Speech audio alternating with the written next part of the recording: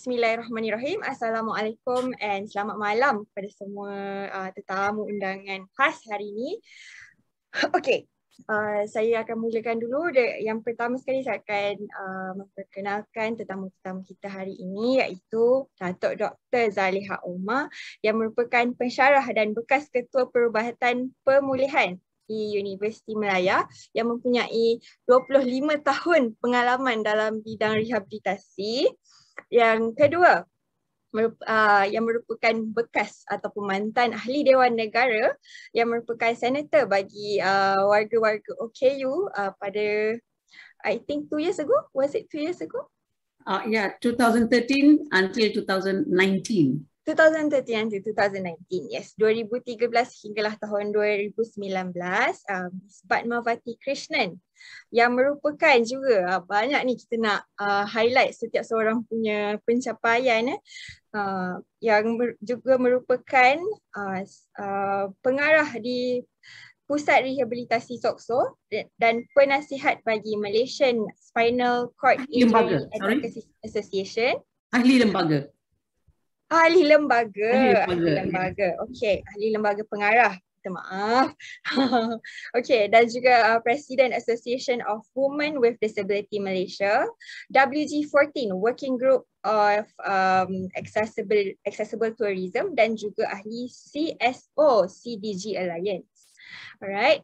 Dan tak lain tak bukan Prof Madya Dr. Naziaty binti Yaacob yang merupakan pensyarah reka bentuk sejagat Fakulti Alam Bina Universiti Malaya dan yang juga merupakan penasihat bagi organisasi Boleh Space yang merupakan penganjur pada malam ini.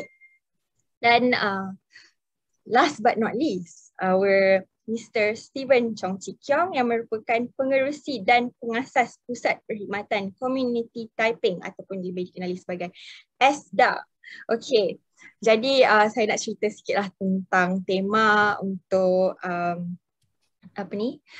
International Day of Persons with Disability untuk tahun ni, yang merupakan di peringkat antarabangsa lah, yang merupakan Leadership and Participation of Persons with Disability towards an Inclusive and Accessible and Sustainable Post-COVID-19 World. Tapi di peringkat Malaysia, tema kita adalah Kepimpinan dan Penyertaan OKU Menuju Endemik COVID-19. Yang ada pendek sikit lah di situ. Jadi kita akan highlight sikit isu ni nanti sekejap lagi. Dan kita akan terus kepada soalan yang pertama lah. Ni general question to any of the panels yang berminat nak jawab lah. Okay. Jadi tema sambutan tahun ni, tema sambutan Hari OKU peringkat kebangsaan tahun ini tak selari, macam saya cakap tadi, tak selari dengan orang kata tema antarabangsa. Jadi pada pendapat ahli panel lah, mengapakah wujudnya perbezaan? Why is there a difference between the themes of the international level celebration and also Malaysian level celebration? Maybe Dr. Naziaty wants to say something about this. What's your opinion on it? Why is there a difference? Assalamualaikum and good evening. As I understand it, is it the same pada apa yang saya tahu, adakah ia leadership and participation of PWDs towards an inclusive, accessible and sustainable post? Jadi apa yang bezanya dengan kepimpinan dan penlibatan golongan OKU menuju dunia pasca COVID-19 yang lebih menyeluruh, mudah diakses dan mapan? Adakah itu yang topik yang dalam bahasa Malaysia? Ya, betul. Jadi kalau kita tengok dekat sini ada some keywords yang dia tak highlight kan. Contohnya macam perkataan mana dia tadi tu? Kejap. Dan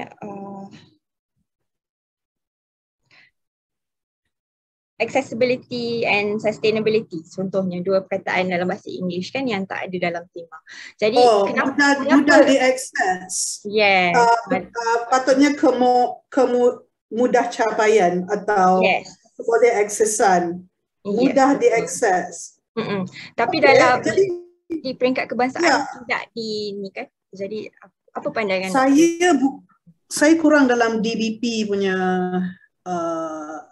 terma DBP yang sebenarnya. Tapi tahu saya keboleh aksesan dan kemudah capaian kalau accessibility. Tapi bila kita tengok daripada content ya, daripada it's almost the same, I think. Mampan is sustainability, setahu saya. Inklusif, yang tak ada inklusif. Yang tak ada, yang dia kata menyeluruh, dia patut letak inklusif jugalah. Betul. Kan? Jadi inklusif ni mustahak sebab kita mahu sesuatu yang melibatkan juga hidden disabilities, such as mental health disorders and intellectual disabilities.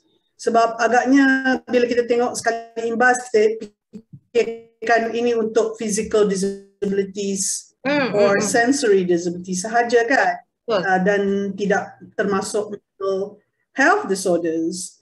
Jadi kita kena include dia orang lah. I mean everybody lah, all the disabilities.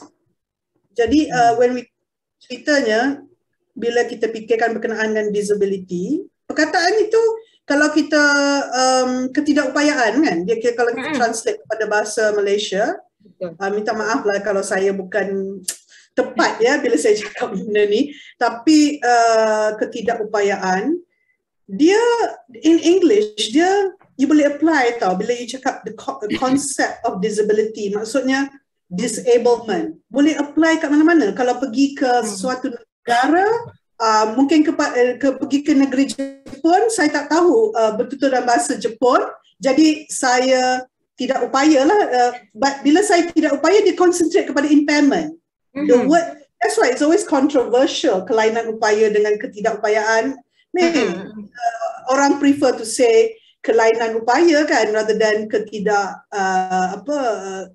orang tidak upaya, orang kelainan upaya. Tapi dalam bahasa Inggeris ni, disability ni menyeluruh. Dia macam you just disabled because if you're a baby, you need support by your parents so that you become able to get food or something. If you're an older person, kan, you disabled because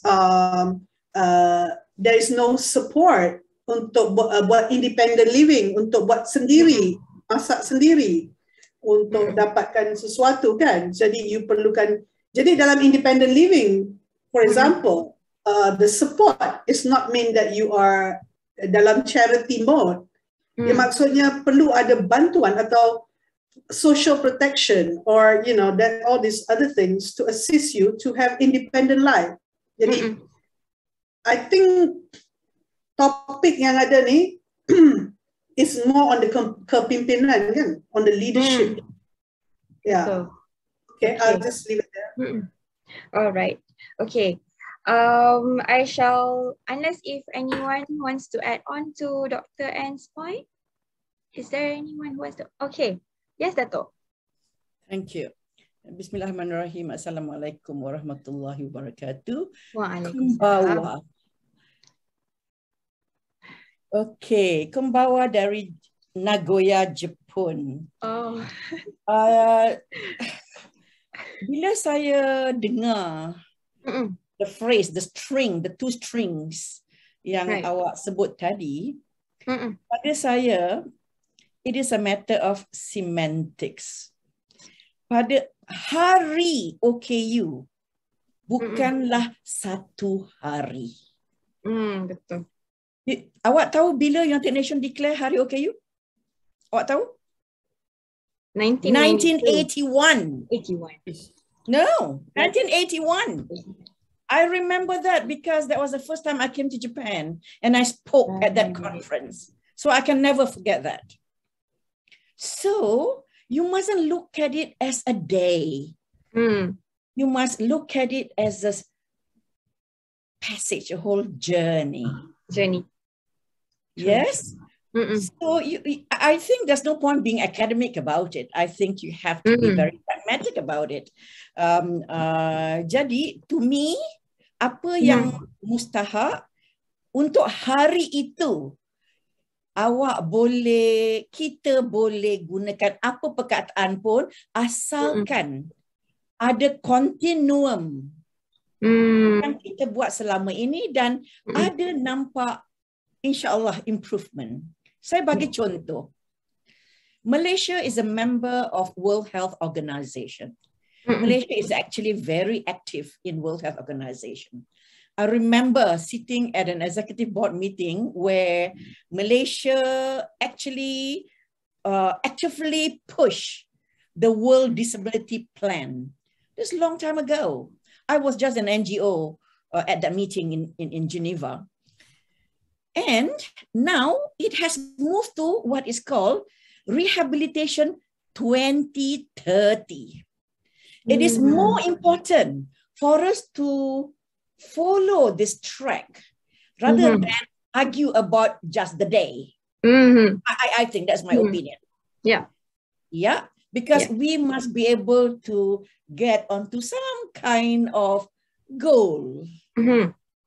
Okay, that's why we have frameworks, you know, the visionary leaders have got frameworks that they create. Jadi kalau kita tengok 1981 to 2030, berapa lama tu? Yes. Yeah. And awak silap sikit, saya kena betulkan sikit. Macam mana awak introduce saya. Awak buat saya amat muda sekali. Because my experience in rehab is 40, this year is the 41st year. Oh, my apologies. I was in for 25 years. Right. I've been in a position for 41 years. 41 years. Yes, I pencing 2005, but I didn't stop. I became more active, and I think I became, well, I think I became more active, more free to do what I feel is good for the group I'm passionate about. And I was able to do a little bit more sebab tak ada, constraint, When you are in an organization, you are constrained by the vision, mission, goals of the organization. But when you are an NGI, non-governmental individual, like I was after I retired, the whole world is free for you. You can do whatever you want. Yeah.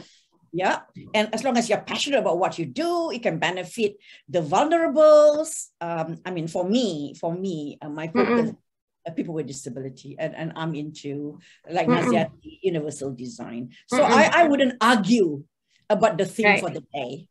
I would look at the theme for the day in the total context of the so many years, 1981 to 2030. Right. Okay. Thank you. Thank you so much, Dato. Okay, since you already spoke about how we shouldn't focus on kita tak patutnya fokus kepada satu hari atau satu tarikh yang spesifik kan. Saya nak sentuh sikit lah mengenai pengumuman kita punya Perdana Menteri baru-baru ni kan tentang Hari Batik Malaysia tu. Has anybody maksudnya adakah ahli panel kita terkesan ataupun tidak dengan pengumuman tersebut? Mungkin Miss Bathma boleh cakap, boleh ulas? Saya? Ya, saya. Ya, kenapa mantan Senator Bathma tak pakai batik macam saya hari ini? Hari ini bukan Tuesday, bukan hari Khamis. Okay, actually, apabila kita dengar macam itu, so we thought introduction of the Batik Day is going to take highlight. Ramai OKU, pemimpin OKU and aktivis semua tu rasa gusar, we were a bit angry about it. Yeah. Again, luckily, all the comments and all our reaction reached them on time, and for the first time, not on many years, since from 1981 until now, not every year that we celebrate on 3rd of December, but this year the PM celebrated on the 3rd of December. So that is, something that needs to be valued and acknowledged. Yes. True. So, but luckily, the reaction was very fast. Yeah, and so the Hari Batik Day can go on. Besides, but the main International Day of Persons with Disabilities should not be forgotten in the coming December 3rd. Yeah. And as Prof was saying that, the International Year of the Disabled, it was launched in 1981 by UN. After that, there were so many decades, decades of development. It was followed by a World Program of Action and the first, decade of disabled persons. So during the first decade, it was realized that not much was happening in the Asian Pacific region. So then again, the Asian Pacific, ministers, all governments got together and got an Asian Pacific decade announced. So from the Yaacob millennium, the second decade goes on. And, things have been happening gradually, but surely, but not as fast as what is happening in other countries in Asia. So here, this one, we can always relate to priority. Yes, whether or not the rights of persons with disabilities and, for their access, for the development, the priority is given. So I always, as so many organizations and activists have always been asking for, is for a separate, for a focal point that is more active. A focal point that can make sure that, all the commitments and all the promises, the commitments that Malaysian government has made in the international arena, the UN, the ASEAN, and also Asia Pacific region, they are carried through. But where are we? KPM, JKM, then comes Jabatan Pembangunan OKU. So we're still hidden in that, very, very low category. So unless, we get to a place where we can always, we can make sure that across the board, among all the ministries are doing what they were supposed to do, then it'll be more effective. Now we have to wait for JKM. We have to wait for KPWKM to do the necessary and to gather data, to form the database. So, but that doesn't mean that, we got to stop working. We, in the various channels, we have to make sure that things are happening, like accessibility, Dr. Naziaty, and then the Majlis Kebangsaan, OKU, active part, and sad to say, Majlis Kebangsaan OKU, among the 10 persons who are supposed to represent persons with disabilities, we only have how many? 4 people there. Which is one step, no, I will say 2 steps back already. We need 10 actual persons with disabilities there. More. Not able-bodied persons with, experience and all that. I mean, I'm not going to mention names who are there. So we have to make sure that, it comes back to normal and 10 persons with disabilities are there. Basically more representation. Okay? Yes, correct. Yes, okay. Right. Correct. Yeah, and if you want me to comment on the theme, Kepimpinan dan Penyertaan OKU, Menuju Endemik COVID-19. So now the focus, although the COVID thing came in between, it does not mean that our quest and our march forward should be stopped. Okay, we have accepted a lot of new norms, and this kind of meetings, there's so many active meetings going online, which is so convenient and also practical. Education had been going online as well. Those were the days when I think somewhere in the 1990s, in one of my interviews with RTM, I did mention that those who cannot go to school can follow classes online. Yep. Macam, I'm no soothsayer, yeah. Along the line, there was, and it is something, it's a reality we have to accept.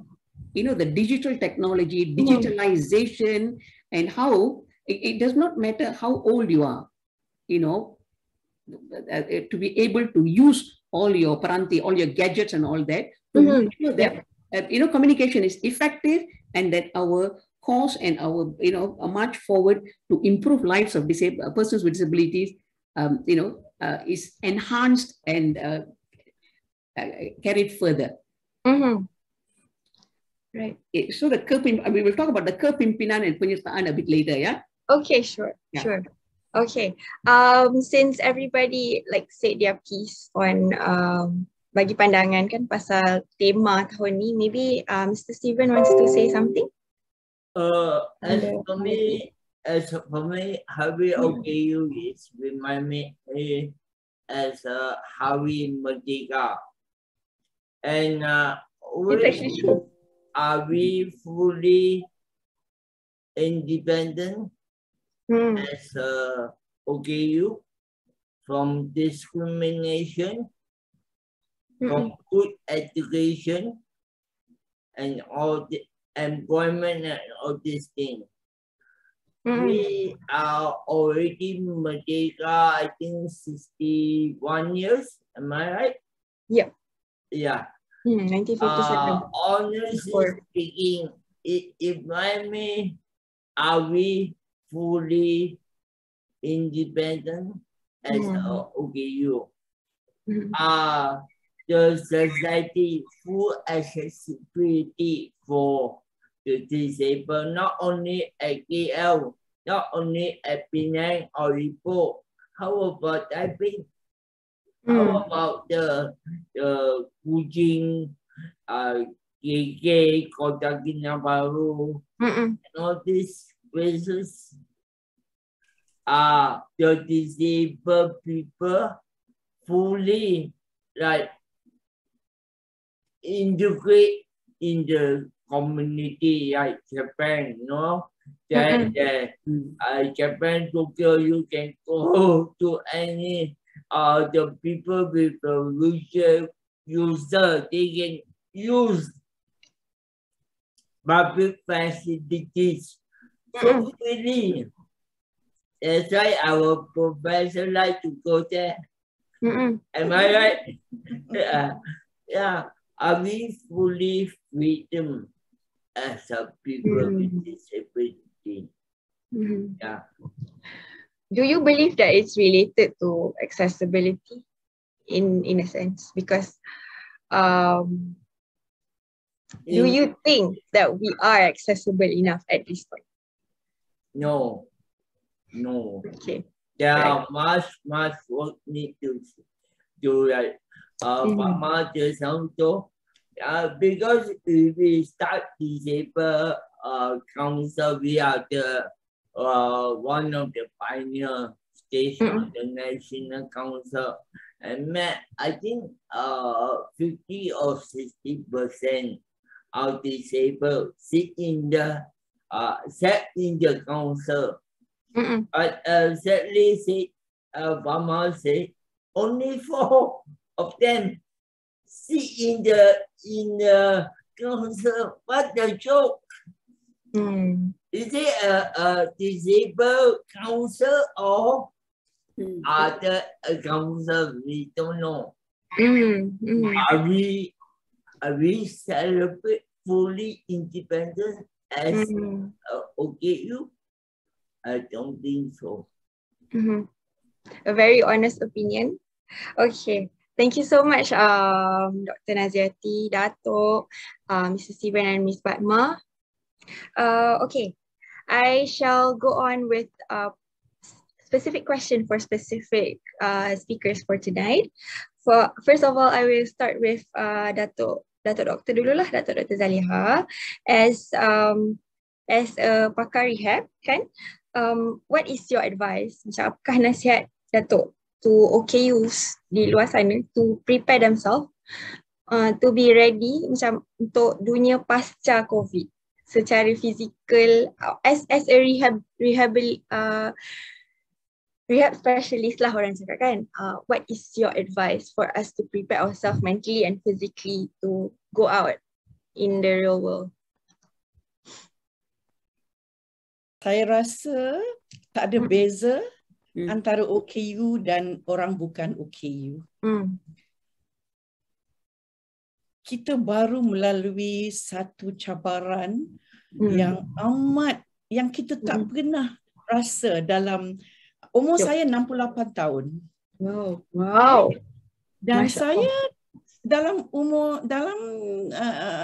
sepanjang hidup saya belum ada pernah experience keadaan seperti ini. So it has hit everybody. Yep. OKU dan bukan OKU. Mm. How resilient you are bergantung kepada you punya preparation even before the COVID. That's true. That's your foundation. That's your baseline. Like I say, I'm 68 years old. You know, I mean, I've had pneumonia, I had stroke, I went blind, I had so many different things in my life. And all those little episodes actually build up my resistance. So I have some kind of resilience. And I'm very lucky because I'm thrown in the right country during COVID. Right. Yeah. I think syukur alhamdulillah for my husband and me, it's been fantastic. I mean, we don't have barbed wires around us. We are, our life is sort of near normal, but we abide by the rules yang ada kat sini.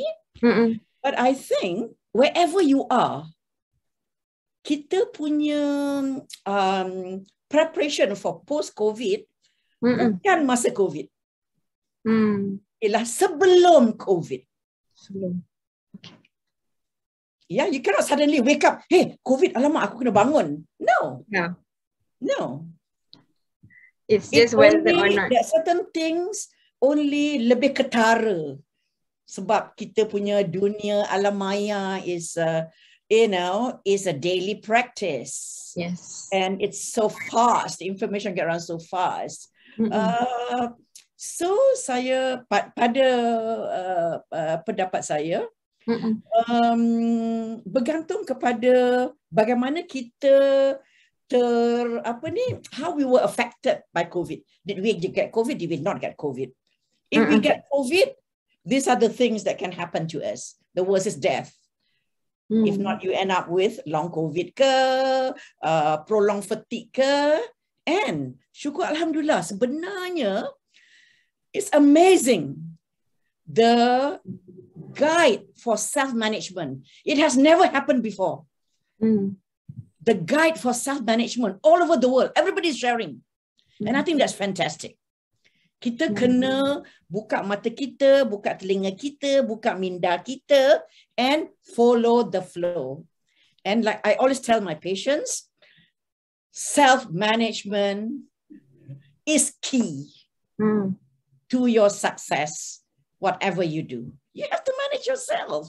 You have to take responsibility.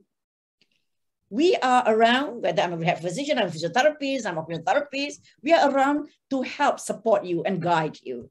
But you have to manage your circumstance and your condition. And you have to know how to use us. Right. Ada banyak self-management tools sebenarnya. Ministry of Health ada self-management tools, which is linked to WHO punya self-management tools. I don't have to elaborate. You all are so good at IT and all that, better than me. You can, you know, at the click of your fingers, you can get all sorts of information, and you just fit it to yourself. That's the way I would go. All right, Datos. There's a question personally to me just now from our audience. Like, they mentioned about what is your opinion on how COVID has affected OKU patients in terms of delaying of all this medical attention and all this kind.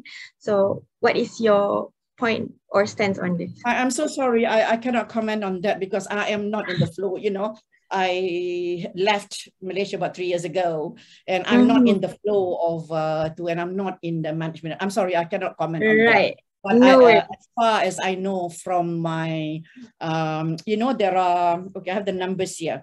Ada 77 pakar perubatan pemulihan all over the country. 8 waiting to be gazetted. There are 40 who are under training. These are just doctors. But rehab team is not just doctor. Yeah. Yeah, nurses, physios, OTs, speech therapies, and the rest of it. So, for Ministry of Health, actually, it is accessible right to the community level. So theoretically, you should be able to access what you need. But kita kena juga respect the dynamicity. Throughout COVID, It's too dynamic. Sekejap macam ni, sekejap macam ni. Oh lah, this, oh my God, this mutation, that mutation. It's just too dynamic. That is why self-management is so important. Cannot rely on it. Oh, doktor tu kata macam tu lah. No. Doktor tu nasihat aja. Awak kena manage. It's how you want to believe things. And yes, and you to me lah. Empowerment is self-management. Okay. Thank you. Thank you so much, Dato. All right, I shall now move on to Dr. Anne again. There are a few, orang kata, konsep kan yang kita guna pakai dalam kehidupan harian as an OKU. You know, maybe you can highlight a bit on the different concepts such as macam yang Dr. cakap tadi, independent living and some other. Maybe you can focus on other concepts that people should know about, universal design and all this. Okay. You know, I like to go and answer the question that was asked to Dato just now quickly. As a patient at PPUM, one of my surgery is delayed, but I think I can cope. You know, one of the things that is important to be like much more developed atau much more capacity is mental health services. Sebab during the COVID pandemic, there should be more available support. So what I did was with my students, my second year student, we did a community engagement program, and we interviewed like NGOs and a celebrity, and we also did videos on mental health issues, advice, and we did it on TikTok, and we had like very quickly we had 6,000 odd followers who actually, you can see from the comments, they were appreciative of what we got, and we recently interviewed a psychiatrist as well, and we're going to put more videos. This is on our own budget, and also with Boleh Space. Boleh Space, as you know it, I'm with you all as well as part of Boleh Space, and we highlight mental health issues. That one by children, by adults, you know, have issues on coping. Needing coping mechanism in their mental health. Bila mental health is kuat, then physical health, you know, I think mental health is one of those issues yang the core, you know, spiritual one thing, mental another thing, and physical another thing. Because if mental health is not taken care of, our physical health also, this is from my opinion, not my own personal opinion. So what happened is, for rehabilitation, Dato, I actually had a problem using my own car to park and using a certain lift because of COVID-19. They closed up some entrances, you know, so I end up using Grab. So the positive was now I learned how to use Grab better. So being self-care, self-managed kan, dan yeah. You know, and you know, it's like we are learning. So this is called independent living. Yang tadi mention about independent living, dia ada spektrum. Saya belajar daripada website yang based in United States. This is what they use. Active living, lepas tu independent living, lepas tu nursing lah. Jadi for OKU kita kena deal with independent living. Sorry, that's another one, assistive living kan.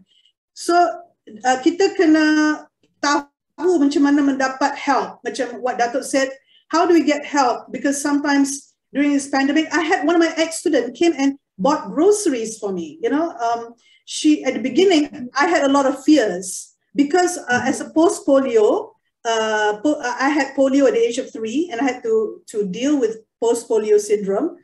I was thinking about polio, you know, when polio happened, it was decades. It wasn't like instantaneously the society will be, you know, we had polio, America had about in the 1940s even, 1950s. In Malaysia, there were many of us my age who had polio. And then suddenly we thought, oh, we are vulnerable. You know, this is the things that we need to deal with our employers. I had to do a lot of letters, a lot of emails to tell them how I fear going to, you know, they suddenly, you know, and somebody feel that they want to open up the university. You have to come back. You know, we're working from home. We were doing fine. We couldn't cope with. I mean, we could cope with the learning, but then we were looking at the students. They were depressed, so we had to come halfway. You know, though I'm a disabled person, I'm also a lecturer. So we had to come halfway to actually finding out the solution for young people who are depressed and they wanted to be in the university. There were those issues. So the mental health again, you know. So this is one thing, mental health issues. Another thing, mental health disorders. So I'm not going to comment on mental health disorders, obviously. Only psychiatrists should. But you know, there were bigger, more risk of suicidal tendencies during this pandemic lockdown. So we didn't want our students who are having to go through that, because I have a few students who were struggling, and you have to be much more sympathetic or empathetic with them. And because, you know, like when we do lecture in the classroom, we tend to go and just lecture, but we cannot repeat the same thing online, because the whole day you're going to do online teaching. You got to vary it. You got to give them YouTube videos to watch, upload their lectures so that they can do it on their own time. You got to do other measures to actually you know, vary it, you know, in terms of interactive and all that. So I think that when we talk about independent learning, we talk about universal design. When you talk about universal design, it's targeted for designers, the 7 principles of universal design, including safety, and then also designers in UI UX, you know, information technology and digital application. So blind persons, I understand it, my friends, they really like some apps, and they really would like to see, you know, during this pandemic time, people get to appraise, get to review accessibility online, you know. There is a lot of development on universal design, and consciously people were asking to have more accessible accessible apps and all this. So there was a lot of development. And if I ask my blind friends, they were also developing like access guides and looking into this. So people suddenly realized that they need to talk with other people, or the users, yeah? The users meaning disabled persons or others. So when we see the spectrum of active living, independent living, assisted living, for independent living, assisted support and assisted living is also independent living. As a disabled person who has to face aging, as myself, Dato mentioned her age, I proudly mentioned my age. I'm going to retire next year at the age of 60. Yes, retirement.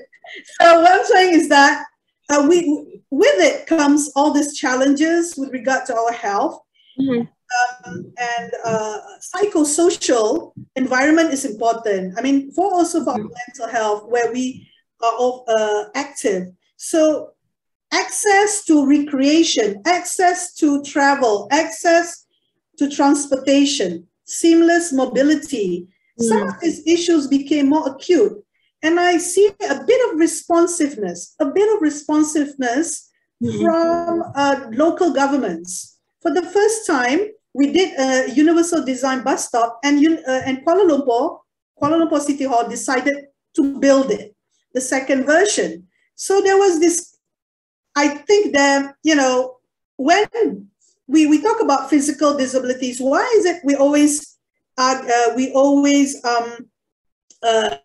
focus on those physical disabilities? Why don't we focus on mental disabilities or intellectual disabilities? So a lot of parents of children with intellectual disabilities are out there in the forefront, and many of them are very active. But people with intellectual disabilities should also be more active.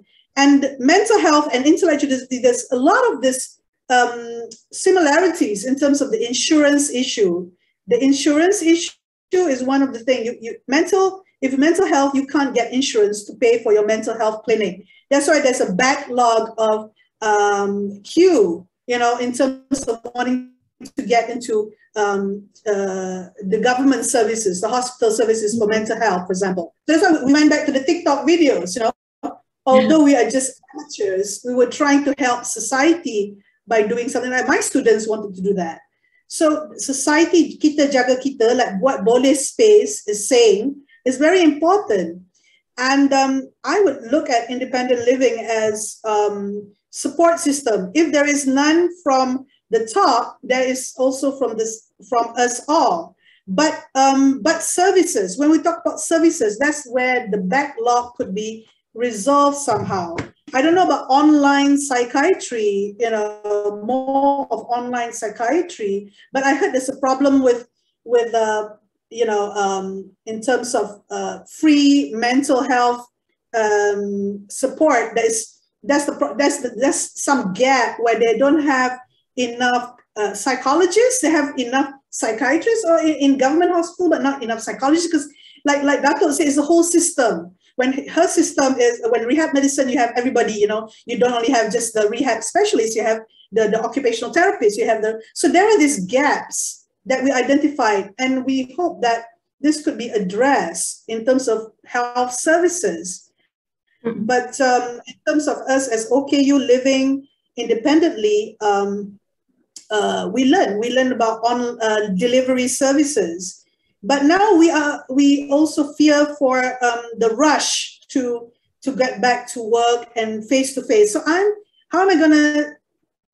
I have to go and say what I feel. My head of department may not like it, you know, that I don't want to kowtow exactly to the insistence to do hybrid learning, but I have to say what I feel, my concern, like everyone else. Then they would hear me out. So I do have the response that I wanted to hear when they said they want to go into hybrid learning and all the students coming back. So I can make adjustments. So this is a real experience that I have with regard to what's happening now during pandemic times, from my perspective, a bit from what I hear of others, you know, and the seriousness of mental health services actually is one of the issues that I need to highlight here for our friends, especially suffering from mental health disabilities. Okay, there are a lot of questions there, isn't it? Yeah. Maybe we can get back to it later. Thank you so much, Dr. Anne. Now I shall move on to Miss Bathma. Yeah, okay. Okay, so this is a very recent, sangat-sangat baru. Saya baca satu artikel, NST published an article where they mention about the employment rate of being OKU having 1% of in the employment system, right?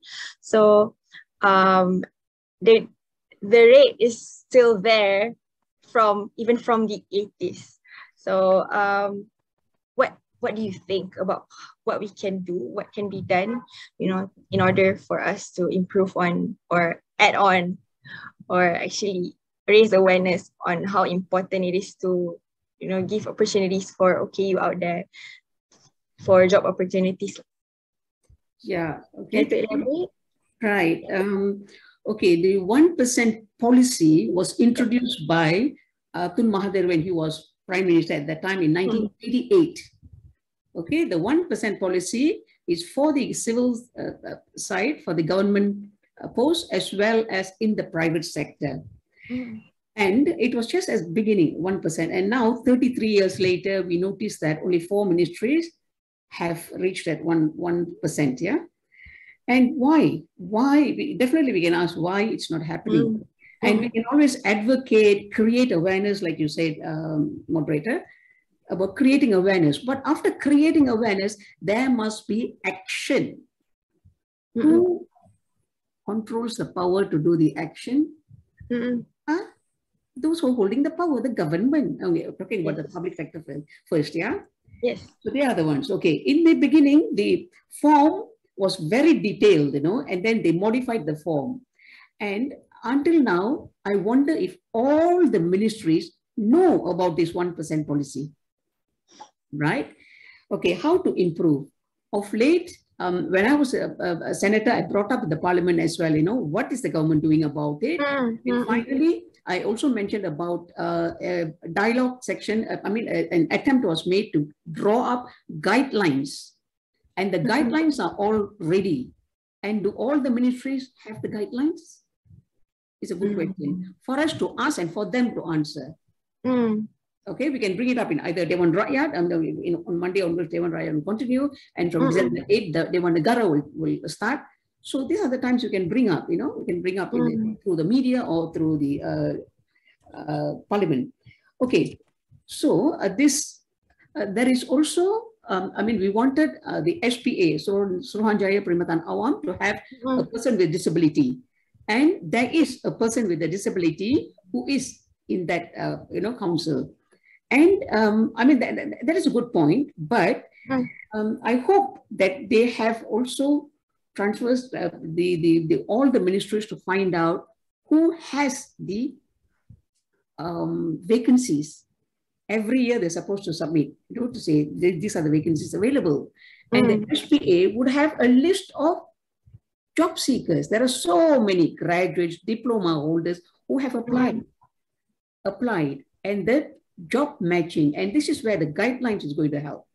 So the guidelines must be put into use, and we, the disability activists should know about this and push them further for action. For me, awareness, it doesn't stop there, alone. We keep it, Bagi, push for them to act on it. And besides that, even the SPP, Suruhanjaya Perkhidmatan Pelajaran, also to take in teachers. There are so many who are qualified.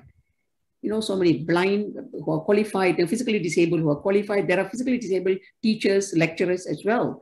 And even blind, yes. And this is where, even overseas, we have even deaf lawyers who can go to the court. So why don't we have here? I'm sure the MFD and activists like Anthony Chong and the youngsters, who are bringing forward, will also fight for it. For deaf people to be also employed, and there are some deaf people in the civil service as well. Okay, and they must have the peranti, the gadgets to enable them to communicate with their staff and also to carry out their work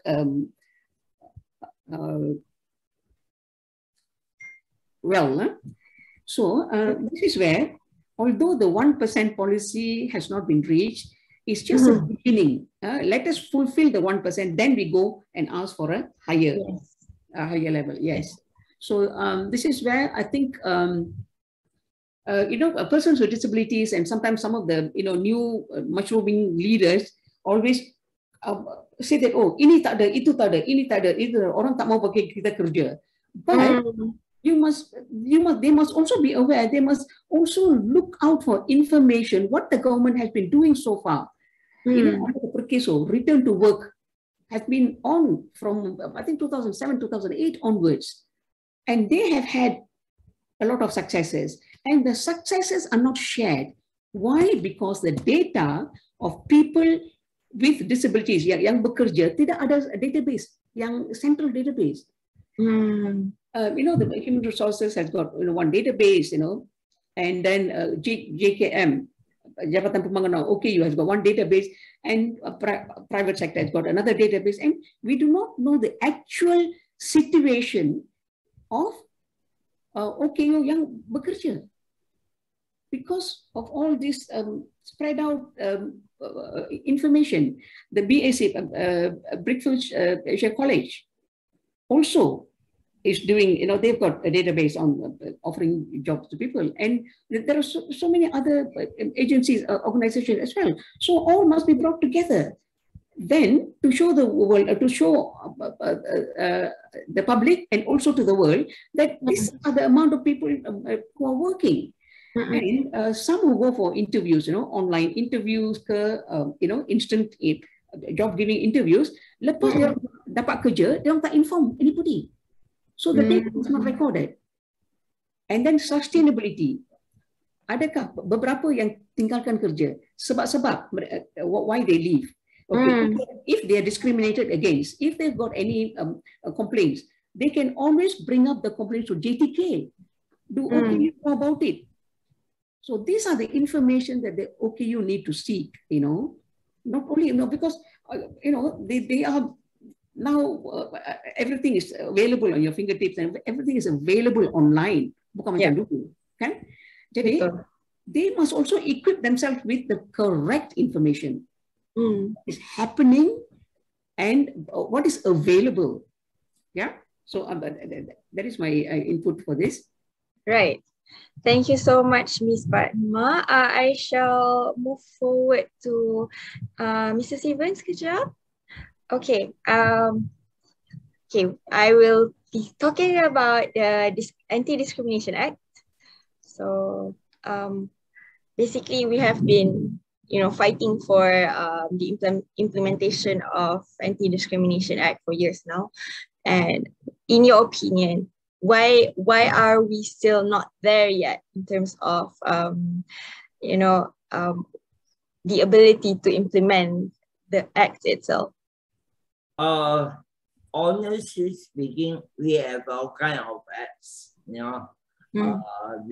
come out with OKU act. After OKU, but the thing is, we are lack of enforcement. Just a simple typing. There is a car park slot for OKU with pin, blue color, signboard, everything. But no OKU just park in front of the government office. So no action. The officer, I don't know whether they are that of initiative. Let's say you didn't your car, you forgot to put car park tickets. I think more than half an hour of enforcement.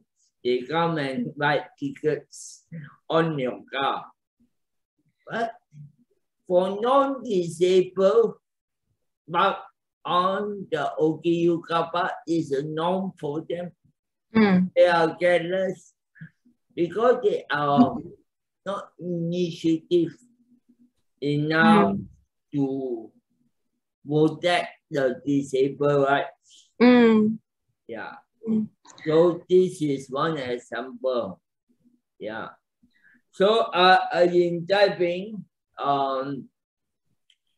we are the typing council are trying their best to do aging friendly society. Whereby 20 years time typing aging population getting higher. I give a lot of comment, a lot of feedback on the local council attitude toward the accessibility for the people. Nothing improves them. They want to do big project, but not accurate measurement. So I also suggest few experts coming to typing, like Professor Tim, Professor Naziaty to come over to audit the building. Nothing. No, just check up and lepas. Then they want to do big project, they want to get big money. this thing. So because the United Nations want to award the typing with I don't know, few million US dollar. But until now, nothing happened yet. So I believe, like, based on the responses that I got so far, the main issue here is that we have all these policies and basic structure on how things should be done when it comes to OKU in Malaysia, but there's no form of action when we should be relying on, and you know, the action is not there. The act is there, but the action is by the people who implemented the act is not there. So I shall take a break for a bit and take questions from our. I add a bit. Yeah, sure. Education. The headmaster reject OKU to go to school. You know, so we can't take the school HM to the court. You know, and they know the Disabled Act, but they careless. No, they know we cannot do anything. We cannot through the government. That's why, the Malaysian attitudes, the no enforcement. Thank you so much, Mr. Steven. Okay, so just now I think someone commented on Ms. Batma's point just now. Despite basically it's a general comment, but it's open for anyone who wants to respond. By Mr. Hasbi, our dear friend. Okay, so he mentioned about, despite the increase in suicide, we did not roll out a national policy response. Instead only relying on emotional support hotlines. Section 309 Penal Code is still on the books. No moratorium announced. Does anybody have anything to comment on that? Let me give my feedback on the suicide and lately, during the pandemic, the suicide rate going up. You know, I feel is a bit, and also the government didn't report in the news or any kind of media. You know, they just cover up. But I feel our government lack of support to them. You know, yes, pandemic is a huge negative impact to the community in the sense of employment, family, and pressure from everywhere. You know, and other factors. You know. Staying in the house at prison, you know, but there's not enough support for these people. Since Dr. Naziaty were talking about, you know, mental health and all this, maybe you have anything to add on? No, with regard to Hasbimas Putra's comment on the Section 309 Penal Code are still on the books, no moratorium announced. I'm just like you, Hasbimas Putra. I'm just like you. I don't know about this, but I could find out, and I could find out about this. Because I thought that they were happy that this those who attempt suicide is not a criminal offense anymore. Yeah, I got some information that they are happy that that is going to happen. But if it's still in the legal wrangle or being addressed But one thing that I would like to add regarding just now, can I add something, Nara? Yes, sure. Regarding the employment, you mentioned there are some chats here regarding employment. And it's also the same thing. It's not just one thing, it's many things, right? When we talk about Streets, Drainage and Building Act, Uniform Building Bylaw 34A, not only we're talking about Malaysian Standard 1184, we're talking about reasonable adjustments, which is also in the Person with Disability Act. Now, if you were talking about education and zero reject policy, but you are not ready, when you want to do zero reject policy, and every single school, at one time they wanted to give 100,000 ringgit. I think this is after 2018, yeah?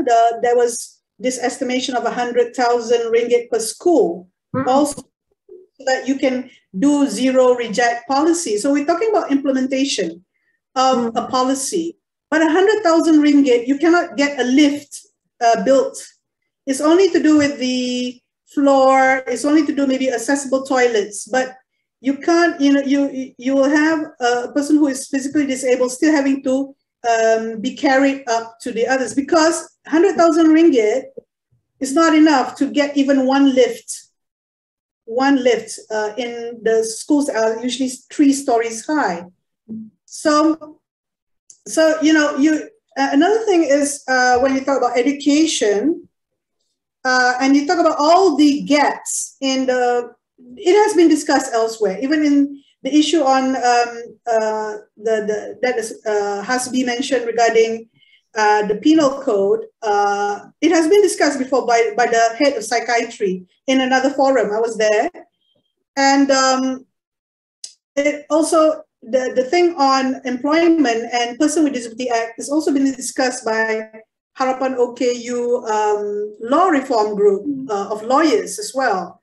So one of the things is the immunity that government servants have in the Person with Disability Act. Just say if who are the government servants, right? Who are the civil servants? I'm a civil servant until next year. So if I were to make a decision which is discriminatory, I am immune. I can't be sued in court, but that's me personally. But if you were to look at the UBBL 34A, that's not under the PWD Act. And if you were to find that the local government is not enforcing that act, for example,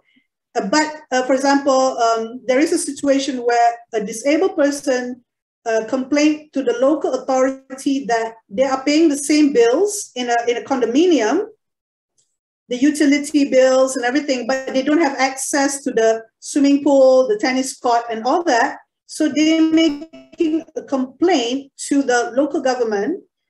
Under UBBL 34A, you see, you trigger this act, the local government has to act and reply whether they want that joint management corporation of that condominium to upgrade, and they will give time or whatever, because this is the right that you can do. It's whether you want to do it or not, whether you understand your rights, whether you understand the law, whether there are people who could advise you on how to act upon. It just depends on you, whether you want the desired outcomes to happen. If you're an activist, what is you have to do the job. And there are the human rights lawyers interested in such an effort, so that you can get rights for person with disability. So if the local authority said no, we let off the condominium joint management corporation, then the person who feels aggrieved can take it to the state authority. In UBBL, nobody has tested the UBBL 34A. I haven't seen. There was one case for a private college, is it? A private so nobody has sued. I mean, Somebody sued about the rape remarks. Yeah, I forgot the name of the girl. She's suing the government or counter sue. So you know, so disability. Yeah, the school kid. I forgot her name. Sorry, but you know, it's Ayn. Yeah, Ayn. So she has the support of her parents and a support of the people. Disabled persons in this country, do they have the support of the people? Do people, you're in Twitter land, boleh space and all this. Do you get support of the people? Are they sympathetic? So when I saw in some instances, like Kota Kinabalu punya movement, and a few of this netizens, they are starting to talk about disability. So in Twitter space, which is a virtual space, they are starting to talk about it. If that is a space where you want to challenge or you want to but the real challenge is in court. And that's when that's when these cases are referred to. Just say a local authority decided to enforce UBBL 34A and the rights of persons with disabilities is protected by the government through the local authority, that will be served as an example for other local authorities. That's the way it works.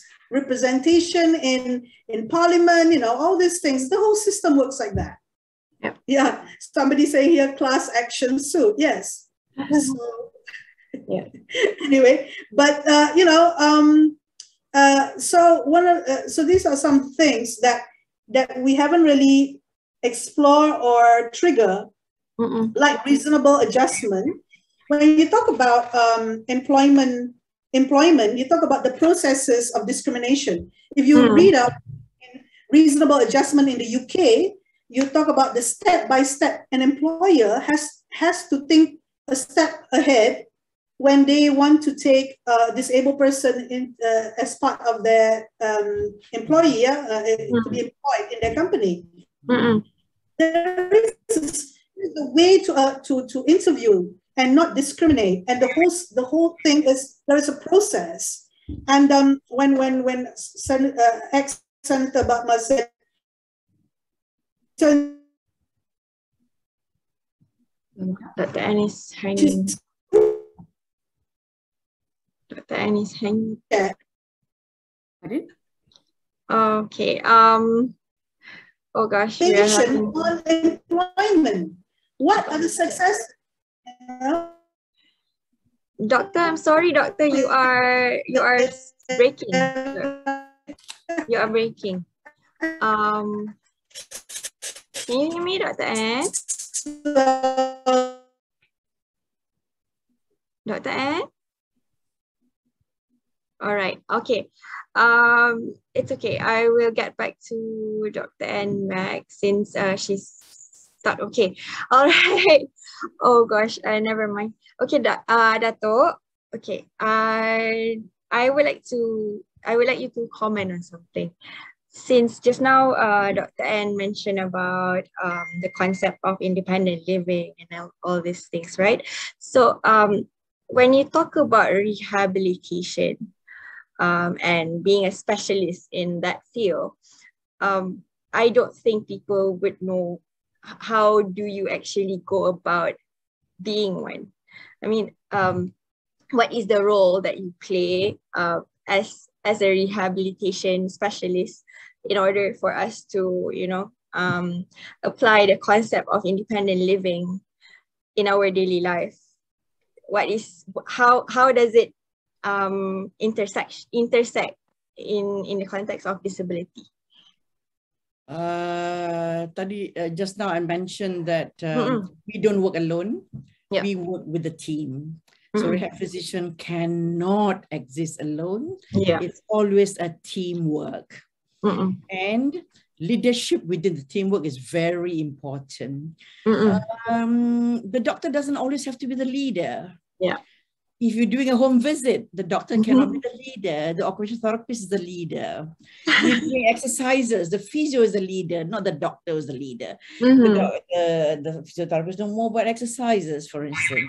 So peranan tiap-tiap ahli kumpulan pemulihan rehabilitation tu is so important. That is why self-management is the key. You should be able to tap yourself. You should decide for yourself who can do better what for you. Right. Who should you approach for what, when, where? Yes? So this, I mean, this day and age, you cannot just sit back and say, oh, tak apalah, tunggulah dia buat untuk saya. No, I'm so sorry. You have to decide for yourself. Now, also the other thing is transparency. Okay? If you want to know what a rehab physician skills are and what your rights are in terms of getting skills, in terms of getting service from them, you can always go open, public, national NSR, National Specialist Registry. Now you can pick any doctor's name. It doesn't have to be anybody. You can pick. It is available on public domain, and it's listed down there. What are our skills? So you decide what you want to get from who. I don't think it's available yet for physio OT and the Ahli professionals. But for doctors and specialists, it is from 2012 when NSR came up as part of the revision of the Medical Act. This is public domain. You as a patient or you as a person who need the service have the right to know what you can get from that specialist doctor. And now the insurance is very high, you know, for us. So I suppose that's in a way of insurance taking, you know, protection in inverted commas. So I urge you all yang nak tahu apa you can get from your rehab doctor. There are core skills, knowledge, attitude, and there are specific skills and knowledge. So not everybody, you have the core that everybody must have in general. But there are some whose special interest, say, is in spinal cord injury, traumatic brain injury. Like myself, at the moment, I'm now interested in geriatric rehabilitation. So, you know, I have specific skills for that little area. So it's up to you to source out. Go and find out. If you think you're not getting what you're supposed to be getting from your doctor, get the doctor. National Registry. I didn't even know that the National Registry. NSR, National Specialist Registry, is public domain. Right. Thank you so much, Dato, because I believe that a lot of us weren't aware of that. So new knowledge for me specifically today, I believe, and to those who will be viewing this. Try get to the registry. And you can see the list down there. Right. Thank you so much. Dato. Okay, hold on. I shall go back to Miss Batma again. Okay. All right, Miss Batma. Okay, I am going to talk about employment again with you now. Right. But it's on a different context. Okay. So how do we ensure that disabled, you know, OKUs out there gets the job that is equal to their qualification? Because a lot of disabled out there have come forward to me personally, even saying that they think that, you know, the position that they get now is not aligned with their qualifications. So what is your opinion on that? Yeah, definitely. I think this is a case of discrimination, although not outright discrimination, is covert discrimination. They lack the government lacks the ability to recognize the qualification the person has. You see, because the government has spent so much in providing education from school right up to university, tertiary level, up to diploma, college, or university level. Then again, if we do not give the OKU the appropriate job, they are underemployed. We do not want this underemployment to happen, and it also equates to discrimination. So this is what the issues have to be brought up, and I feel these are the issues which we cannot just privately discuss among us and complain here, there, and everywhere. Bring it out openly in the media. That's what I would recommend, or bring it through the members of parliament when parliament is in progress. Bring it up through whichever constituency you are in. Approach your member of parliament and ask them to bring this up, because this is of public interest as well, definitely. Yeah, and also in the media, publish in the media that that although I had this qualification, I was offered this job. Why? And the government is committed to answer.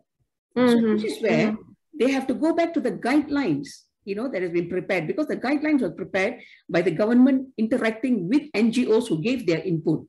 So it's very important to look at the guidelines. Definitely they must be given the appropriate job according to their qualification. So we don't want this discrimination to happen. Yeah. And, the amendment to the Employment Act, discrimination has not been defined. So long as it is not defined, it can always be played around with. So this is where we want to know, okay, this is a very good example. Let us bring it out in the media, not only social media, but in the mainstream media as well, and through the parliament. That is one. Yeah. And can I go back and comment on some other issues which brought up by Dr. Naziaty? Sure. About non-compliance with the UBBL 34A. And I think our Asian mentality is we do not bring it to court, although we are the affected person. This we must learn to educate each other in order to bring up the case, report about it, and once the case the law is being tested. This is where the law will be tested. We say that the PW Act has got no teeth, no tarring and all that.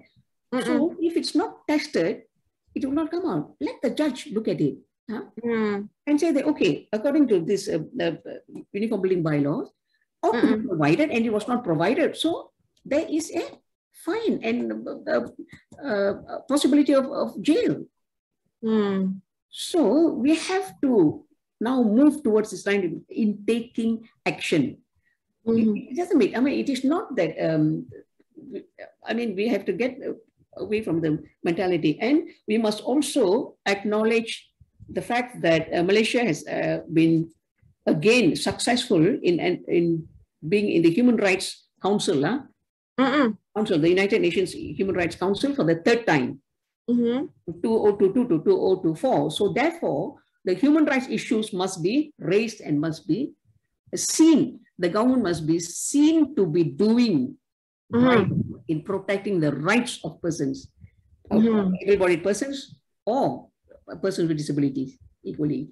So this is the time to act, for us to act upon as well. Yeah, and also Hasbi's comment about suicide. Yeah, the decriminalization of suicide, in suicide not a crime, has to come out quickly, because it's of public interest as well. And there are various channels which we can use. Although, like he was saying that in November, there were cases of suicide and the Penal Code 309 was used. So we must quickly bring it up, either in Parliament or through Bar Council and through activists, to make sure that it is immediately, a moratorium is imposed on it immediately. Yeah. Longer we wait, the longer we're going to get more and more people in jail. And this suicide as a crime is definitely a no-no. And even Malaysian Medical Association is also in support. There are various agencies which are in support of it, and we have to quickly have it decriminalized, not make it a crime. So I think we have to approach the right channels where it can be done fast, right? And also about My Step, job opportunities under My Step. Although they introduce My Step, and also under the gig employment economy, short-term employment. The government has announced they have allocated a couple of billions in the next budget in order to take in. But why? I mean, there was few examples. One person applied for a job in JKM under STEP, STEP, and was not given. So it must be followed up. Don't just keep quiet. I would advise the person to bring it up again on the media, bring it up through the members of parliament, because the members of parliament are there elected by Rakyat. And the Dewan Rakyat actually indirectly belongs to the Rakyat. They are voicing out the needs, keperluan rakyat di peringkat parlimen. And this is where the government has to pay attention, the executive has to pay attention. So I would say that, I mean, I encourage for this kind of action. Jangan simpan diam saja. Takut. Ada komplain sini. Berisau. Kepada channel yang boleh membuat keputusan, yang boleh bawa results. It is result oriented. So this is what my suggestion is. Yeah. Thank you, Ms. Bathma. Okay, since Dr. Naziaty is back, do you want to add on to the points that you mentioned earlier? Or do you want to proceed with other points? Yeah, I had some of the discussion. Yeah. And I don't know what, when I left, when I was out, what was there something that I did not finish? I don't know at what point. No. I finished, right? That one was done with. Yeah. So when Dato was talking about National Specialist Registry, it reminded me that the importance when Dato you did the Mind Bhakti program, and you did a lot of put up a lot of information, central information, and in conjunction with Peter Tan demise, rest in peace. The other day, we found his valuable information from his Awakenings website.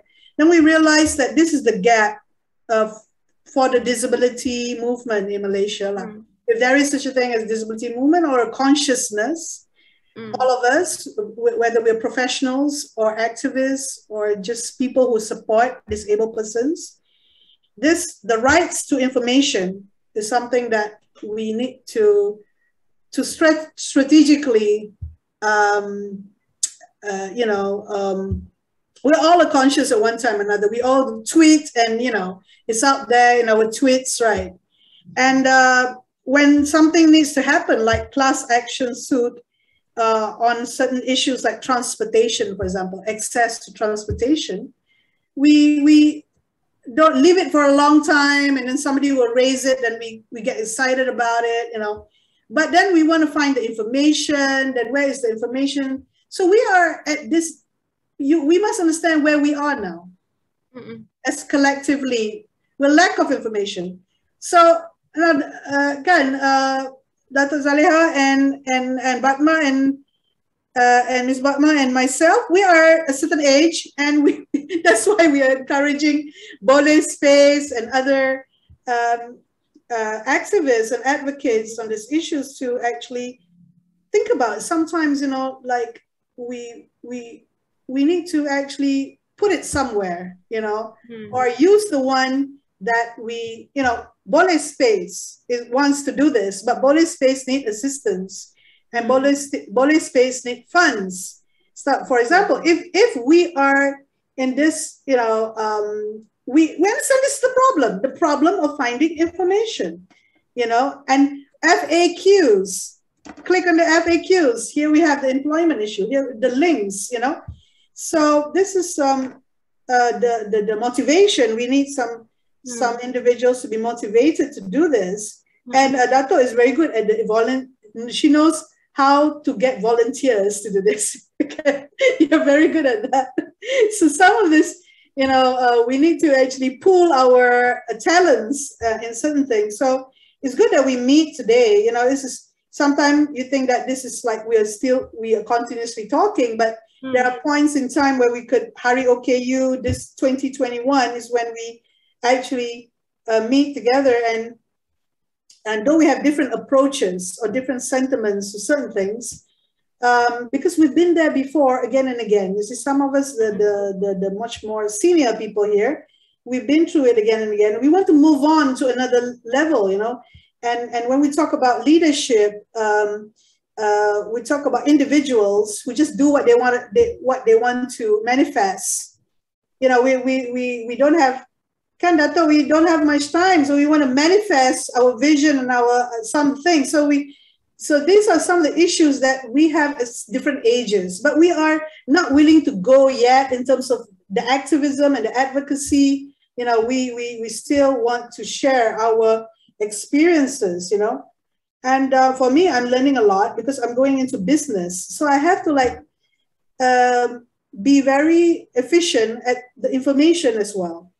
And what is information that is irrelevant and information that is relevant, So we are training ourselves. There's not, Dato is doing her PhD. She has to train herself. What is information relevant to a PhD and what is not? So Senator Bathma, ex-Senator Bathma also have all this experience, and Stephen as well. So these are some of the things that we learned today. And we have networks, may it be in healthcare, may it be in a corporation, may it be with individuals or politicians, yeah? We may be in different platforms, and it's just a way for us to actually identify the gaps. Identifying the gaps is so important. We've identified so many things today, and we have not talked about a few things, so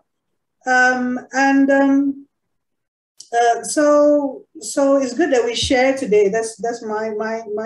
It's not that I'm concluding anything, but just reminding us what we are doing now in this present moment.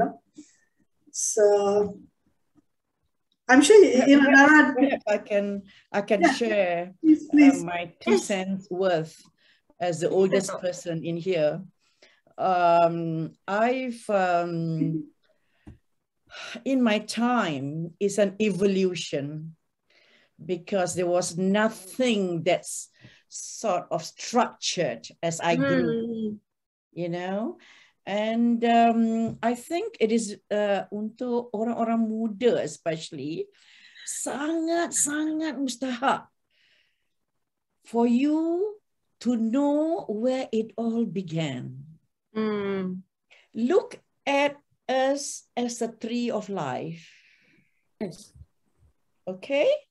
There is the sky provided by God, which is our apa nama dia, like a roof over us. And actually that sky is actually spherical, but we don't see it as a sphere. Because we see it more linear, because we are so small in the whole wide sky. And then at the bottom, we have the tanah. The earth is also spherical. But what do we see? We see it as a flat ground, because we are just a little thing down there. What is important is what has come out from the bottom, the roots. Don't ever forget roots. Yes. Don't ever forget roots, because there's just too much to be done. Every person contributes a little bit. And that roots come up to the trunk. Young people have to keep, nourishing these roots so that your trunk get bigger and bigger. And whatever fruits you have from the beginning, don't ever forget it. You know, I'm a lover of nature principle. I remember once when I was in Uruguay, this was so striking to me. I was taken to a park and there was a 200-year-old lemon tree. Mm-hmm. Half of it is dead. The other half had lemons, but no dengan lemon. I was so fascinated. One half is dead and the other is still, it refused to die. Continue to propagate. Mm-hmm. And there are new ones that come out from the ground. Whatever little water we pour actually sits down back to the ground and propagate on these little seeds. So whatever we do in our time, look at it like we are contributing to part of the tree of life. It's my favorite cupboard at home, which I miss so much. My tree of life cupboard. So I'm trying to sort of console myself. Hey, yes, I can use that, you know, as something that I can share. But actually, it is so real. If you care to draw each of the tree of life that you are in, you will find it amazing. The fruits that come out, the leaves that come out, the little buds, the flowers that come out, which may be your goal. Yeah, so we all live together and each of us has something to contribute towards this tree of life. Yeah, each leaf or each flower or fruit is something you have to bear fruit lah. You have to, we have to remember that we want to see the desired outcome, the fruit of our efforts. Yeah, and don't be over ambitious. Every little thing matter. So in your own time, you say, hey, I want to do this. I want to do employment for the disabled. And look at all of it. I actually, to be truthful, I am so disappointed at this employment for OKU. For me, it's been like, I've seen it over 10 years and it's gotten from bad to worse. And nobody's interested really to look at the whole structure, to look at the details. I think it's absolutely ridiculous. Right. A very honest and straightforward opinion from our Dato herself, which is very insightful as well, very inspiring and insightful, view on the reality of how the disabled people have to go on with their lives. So thank you so much, Dato, for your opinions and points. We have one final question for Mr. Stephen here. One last one before we open the session for Q&A for any of our spectators for today. All right, so we have been talking about inclusion, about leadership, about all the things related to the theme of this year's, International Disability Day. So inclusion relates to how we would, contribute to the society, right? And there's always interference when it comes to being inclusive, and the interference relates to the barrier. So, to you, for your personal opinion, what is the biggest barrier that is there for people like us, OKUs out there, that is stopping us from growing as an individual or stopping us to take necessary actions to move forward with, as for me is, I've been pioneering this community work for 22 years.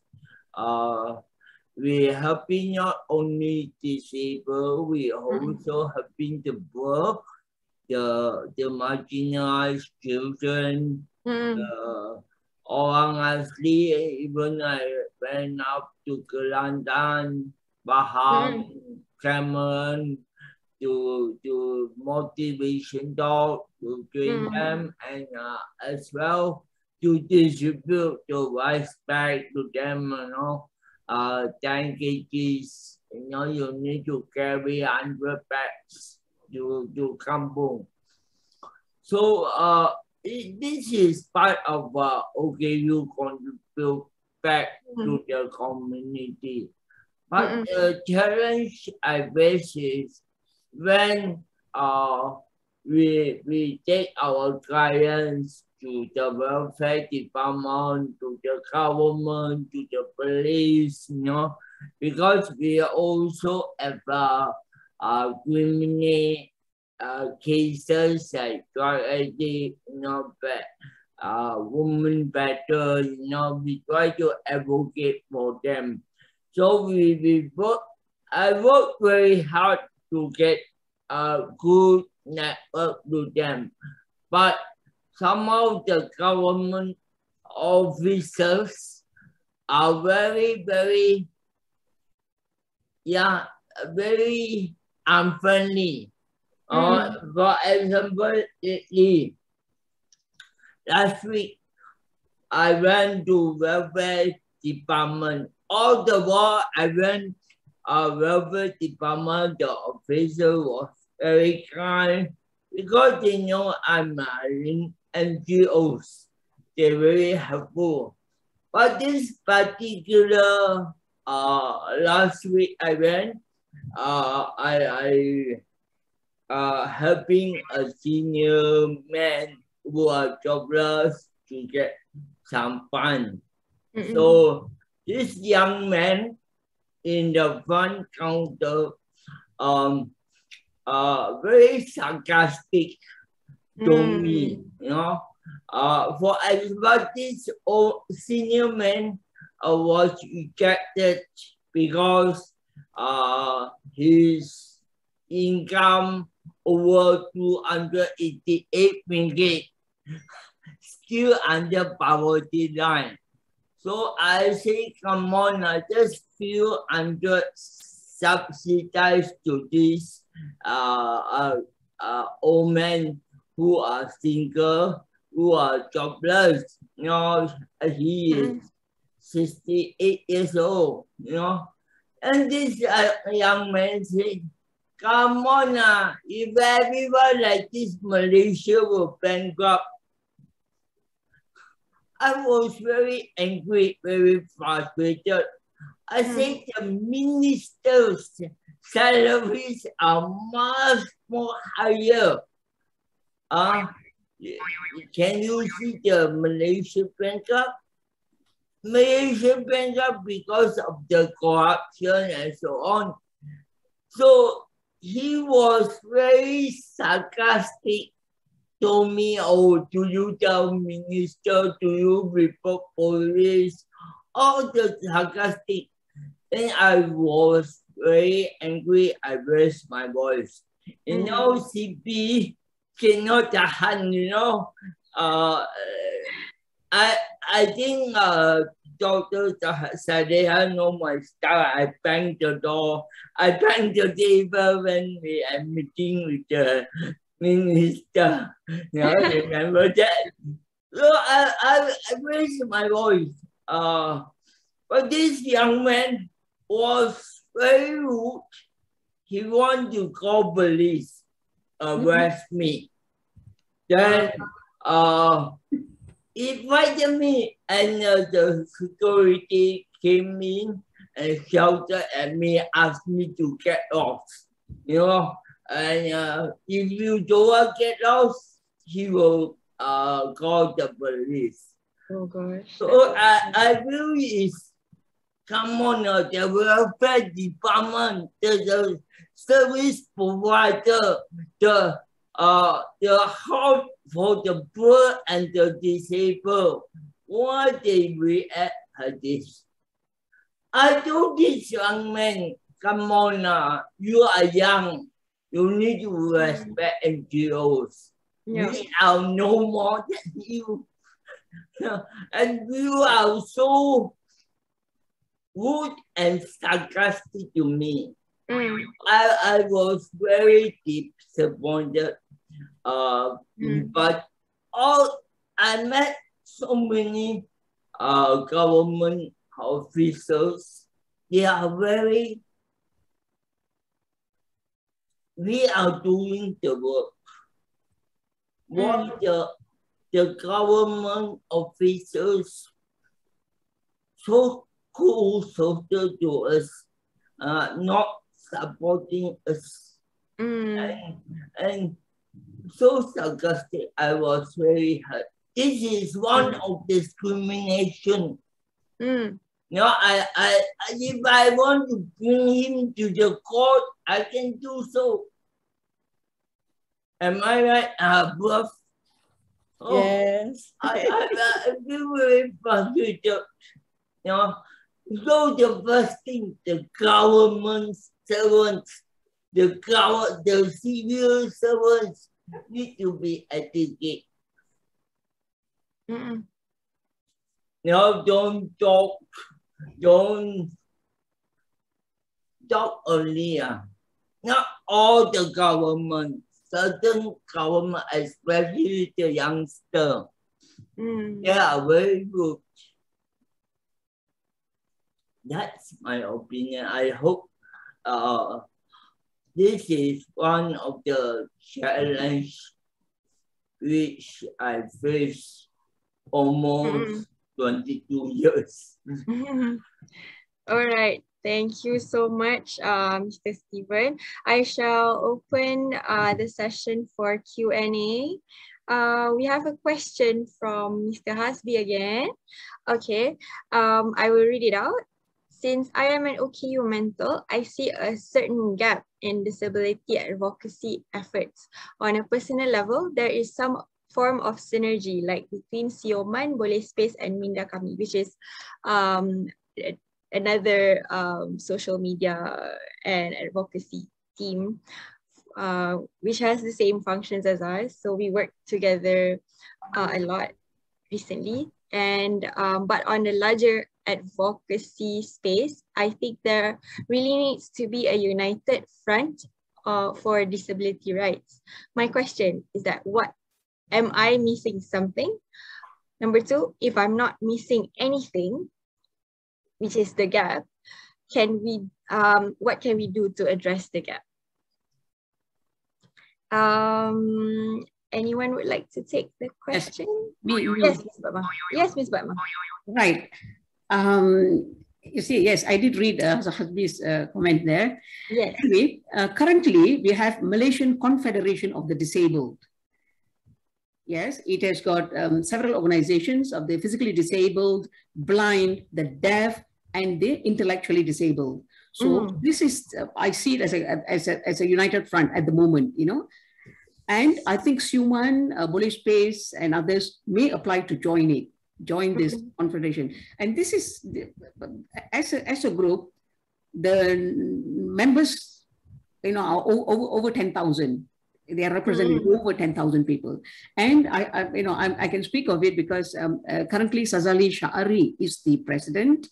And I did serve as a secretary with him, you know, when the Akta OKU was coming up, you know, we organized a public walk to get public support, you know, interest in several dialogues with the government and all that. So I think Malaysian Confederation of the Disabled, which I think Prof. Zaliha, Omar, Naziaty all know about it, is the center, is a central united front that can be enlarged and have a stronger voice and speak up for disability rights. Yeah, let us move away from charity and handouts and concentrate more on the rights of persons with disabilities. And especially, like I said, you know, Malaysia is now third-time member of the United Nations Human Rights Council. Yeah, so there's a time to act. So let us all come together, together under Malaysian. Yeah, we can try. This even the even the Kerdil Association is also part of it. Braille resources also part of it. Currently NCBM, the Malaysian Spinal Injuries Association, Persatuan Orang Cacat Anggota, NFD, all are members. Yeah, so it represents a variety of persons with disabilities there. Okay. Okay, we can go and stir up the MCD. Right. They're having a seminar on the 8th of December 2021, 9 a.m. to 1 p.m. by Zoom online on the ASEAN Enabling Master Plan 2025, mainstreaming the rights of persons with disabilities.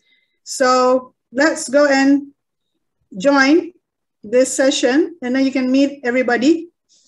Sioman, Minda Kami, Boleh Space. So this is good. This is good indeed. More parties, more heads together. Celebrate OKU. Every day is OKU day. Yes. Yeah. Yes, that is what. So, yes, Doctor. Sorry. My apologies. No, that's the thing about online platforms, you know. It's instantaneously we can get Japanese people to come and talk. My apologies, Doctor. I'm so sorry. Okay. What is maybe in the future, if we can meet together, now we can, the seniors can share, to the junior what the work we undone it. Now maybe Professor Prof saya can fly back to Malaysia, can share together in round table and train the young people to come up, take over the patent that we already laid down. I would love to be under anybody's of the guests today, whichever guest today wings as a mentee. I'll be more than happy to be your student, whichever Dr. Anka, Miss Fatma, even Mr. Steven, Dato. I'll be more than happy. I believe Boleh Space is on behalf of Boleh Space, I really thank all of you for being here tonight. I'm not concluding the session yet. I would like to open. Is there any more questions that any of our audience would like to ask our guests? May I say something, please? Yes, Dato. Sure. Ni apa nama dia? Personally, I rasa this employment, you have to make it a priority lah. You have to sort it out once and for all.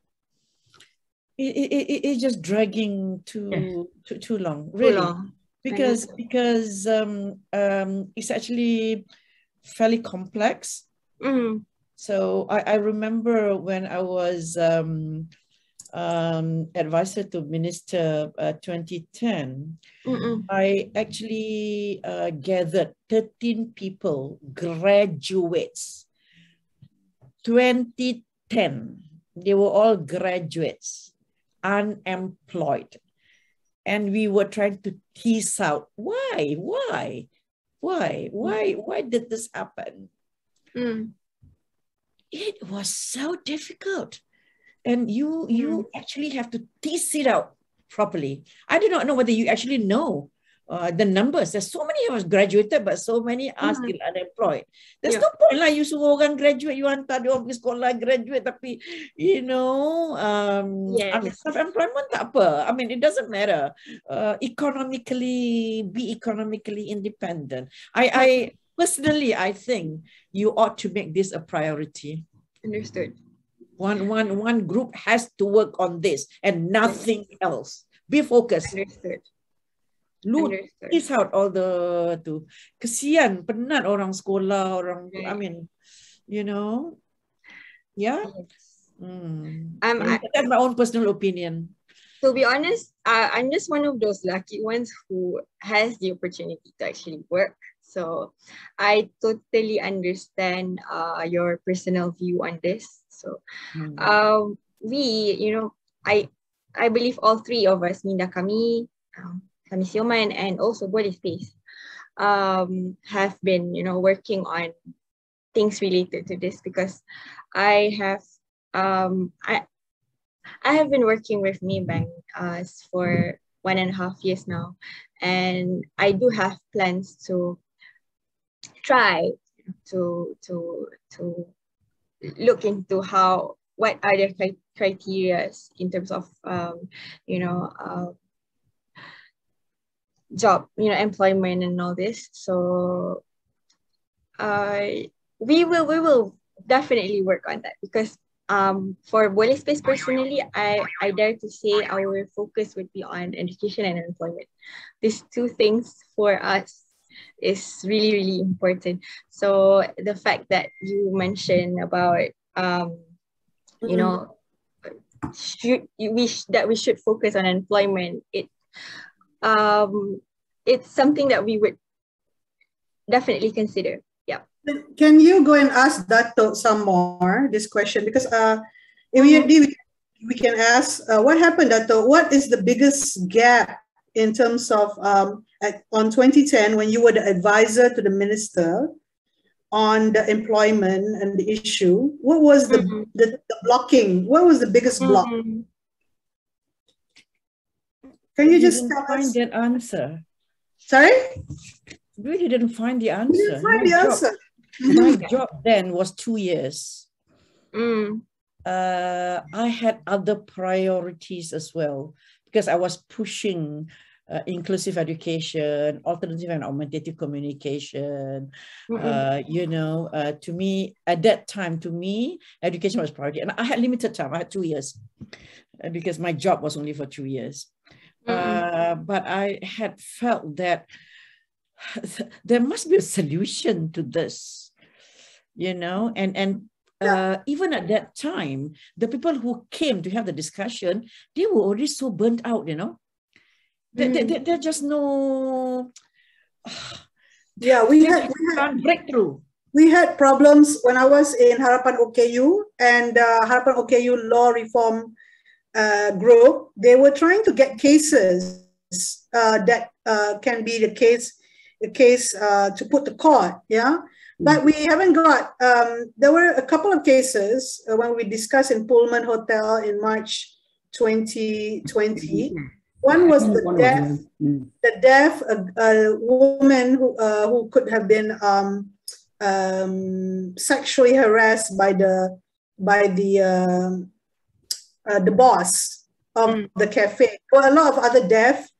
This was in Penang, so I think Anthony Chong would know this. There was a possibility of that. But whenever you want to go to court, you need the consent of the victim. The victim may not want to go, or like in many cases, they were already paid some little bit of compensation.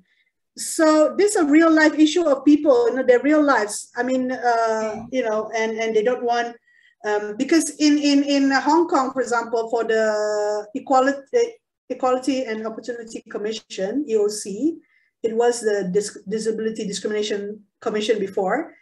They are able to be anonymous. They are, disabled person can remain anonymous and can go to the complaints, and they will study it and get compensation, or go to, anonymous is so important for disabled persons, and only whoever that is willing to put their head on the line would like to like I went and complained about something at University Malaya, and I still it went back. I complained to Ministry of Higher Education, and they said no, it's a University Malaya decision, and I said, oh, that would have resolved it, because there's a different and I'm still employed, so and I put my head on the block for that. Been going around and trying to resolve something. There was the issue of the lifts. They only built it 5 years later, the lift to the next block, which I was really stressed out. I can Dato, I can relate my blood pressure to that situation. But of course, this is what the lawyers they're trying to get a solid case a solid case of discrimination on disability issues, you know.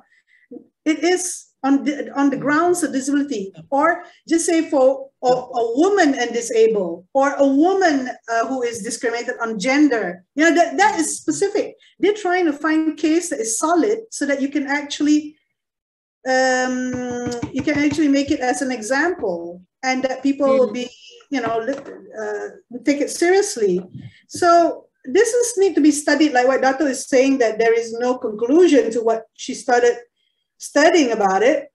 But in the conclusion that I see in 2020 is that it needs to have to go to court from the MCCHR, the Malaysian human rights, the lawyers, human rights. So they would want to see a solid case, because when we suggest to them, and they would look at it that, oh, you know, like for example, accessibility.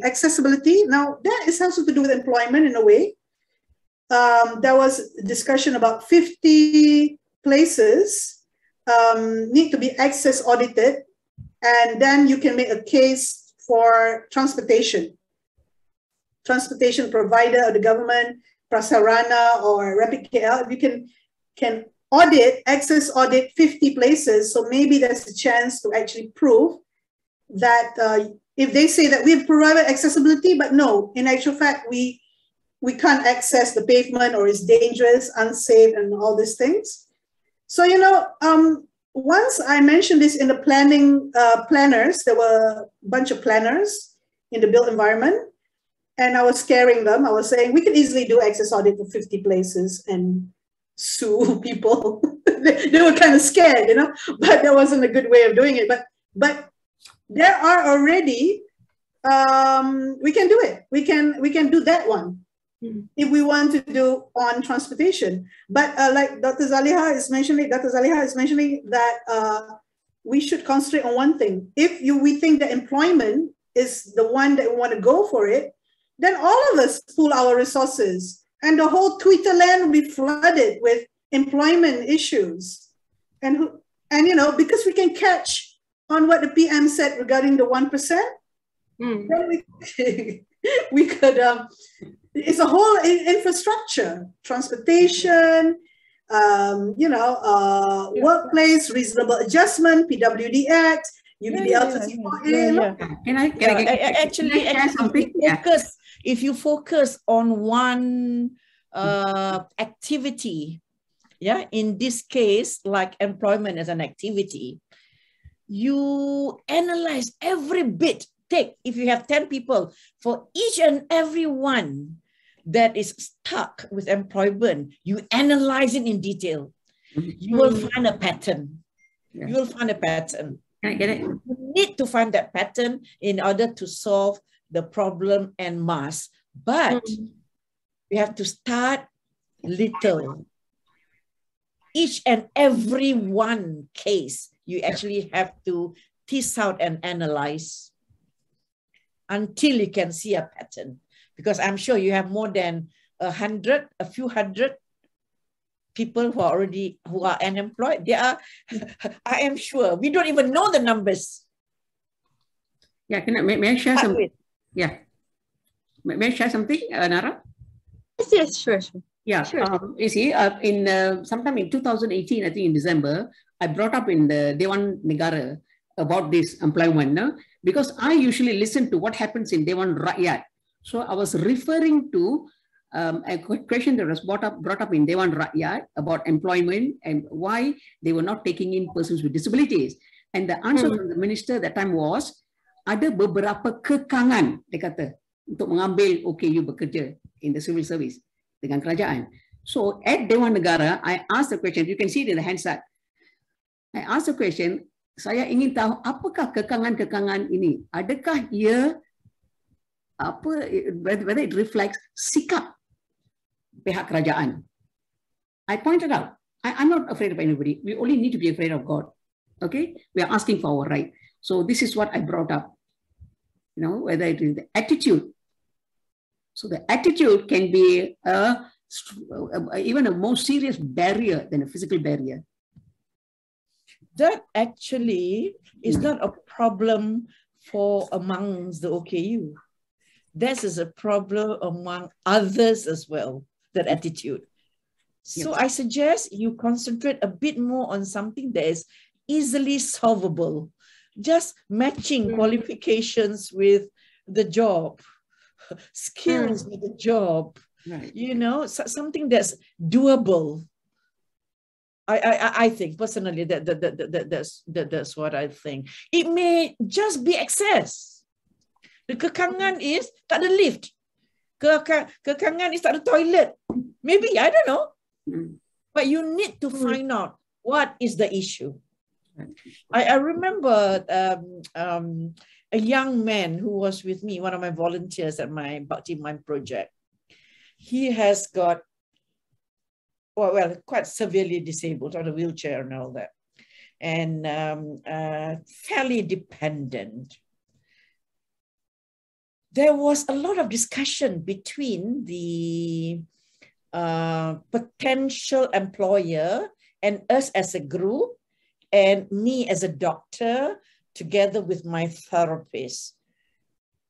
It took about a year to place him in that job, but he got the job. Right. So it can be done. You just have to persevere. You have to tease out the issue. Okay, if he cannot reach the switch, what do you do? It may be just as simple as that. You know, he's still working now.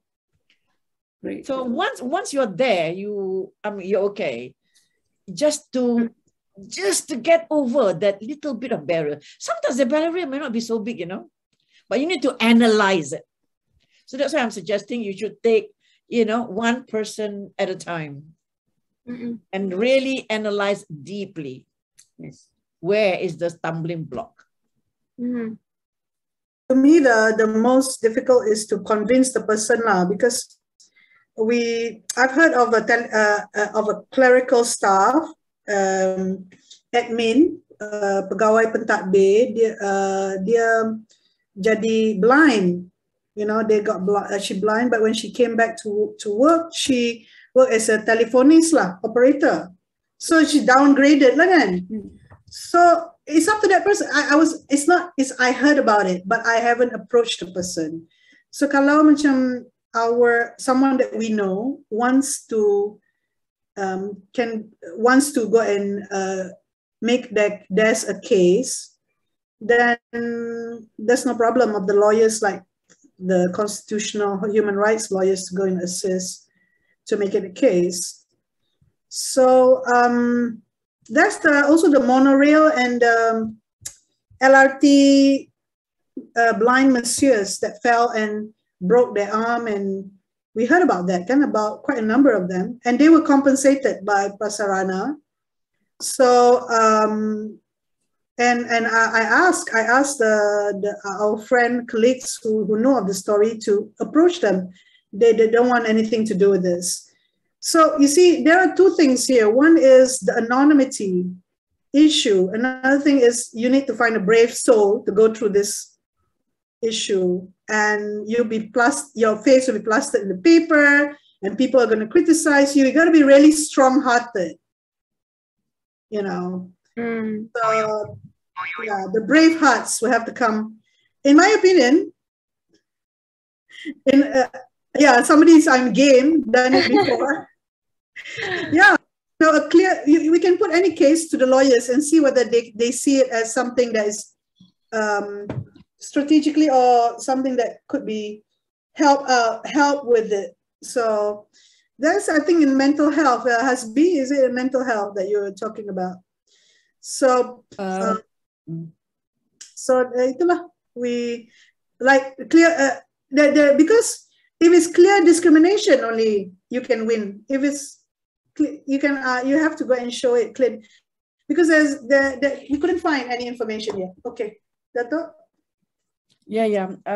Just to share one experience I had many years ago.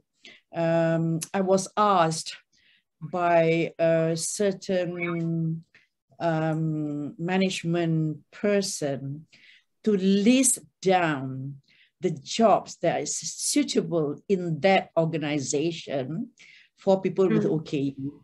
You know what was my answer? I cannot give you the list. As long as you make it accessible to the person, you don't need a list. For goodness sake, don't stereotype. You know what? And that was like top management, you know. I was shocked at the question. I just refused. And I was told I was being so uncooperative.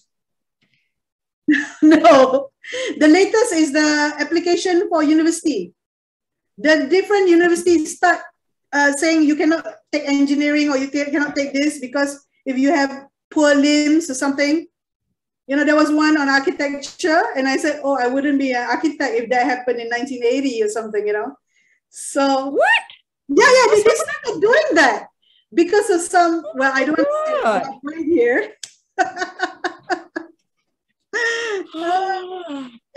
This gone down to the dogs. When you say getting worse,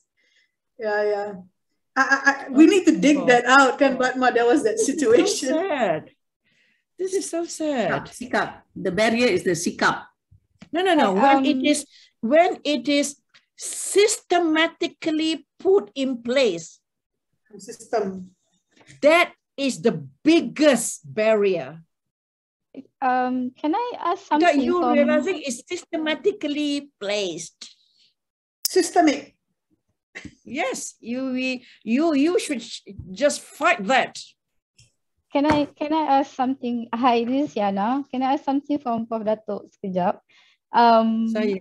Yeah. Whether masa SPA, is it automated? Like, do they exclude OKU from the SPA? Because I understand that now they use AI for certain HR, so I'm not sure whether SPA actually use AI and whether they exclude, OKUs from that. That's Easter, isn't it?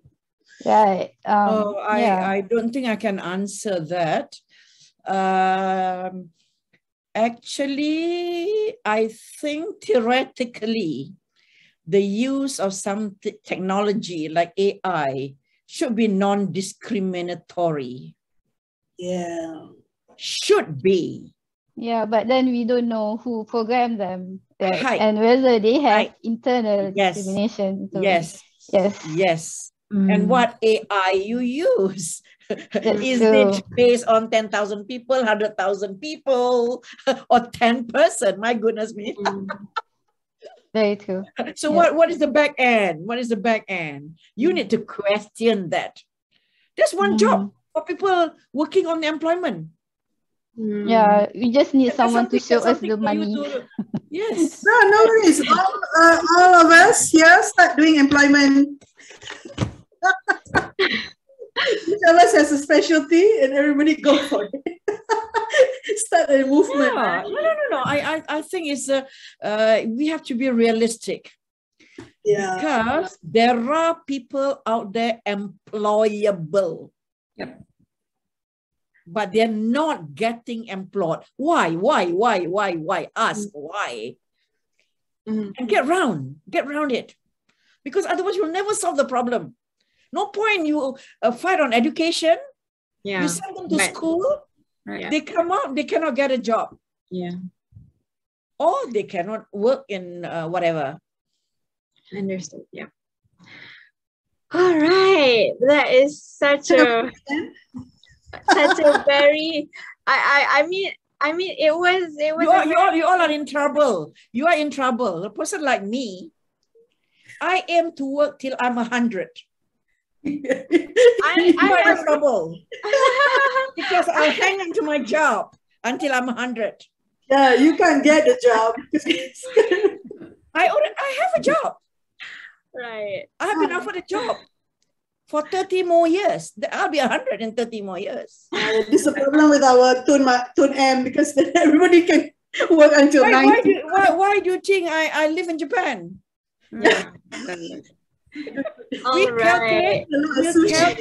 calculate our activity minimum to 100 years. Yeah. Actually, Dato's PhD topic is interesting. The self-management and self-care, yeah, for older persons. Something like that, right? Not anymore. No, you changed it. Because of COVID-19, there were so many changes. Yeah. Okay. Now I'm going for Tree of Life. Tree of Life. Yeah. All right. Surprise. Okay, we are actually exceeding the time limit for today's session. Surprise. Thank you so much for joining us for today's session, especially to Dato, and then to Dato Dr. Zaliha, to Miss Batma, and to our very own Dr. Naziaty. Thank you so much. I suka very own. I'm the very own. All right.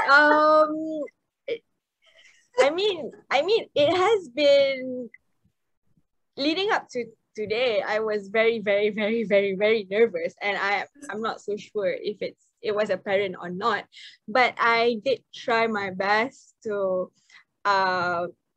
to maneuver around these 4 powerhouses, including Mr. Steven. He had to leave earlier because he had to get back home. So you've done very well, my dear. Yeah, you did great. Yeah. Alhamdulillah. Okay. And I know you will move the employment agenda forward. Inshallah. Inshallah. So with that, again, my apologies for any shortcomings on our side. Thank you so much as well for our audience tonight for staying and since the beginning until now. With that, once again, I thank every single one of our guests tonight. It is such an honor. It is such an honor for me to be the moderator for tonight. And with that, I end tonight's session with Assalamualaikum warahmatullahi wabarakatuh, and a very good night to everybody. Thank you for joining.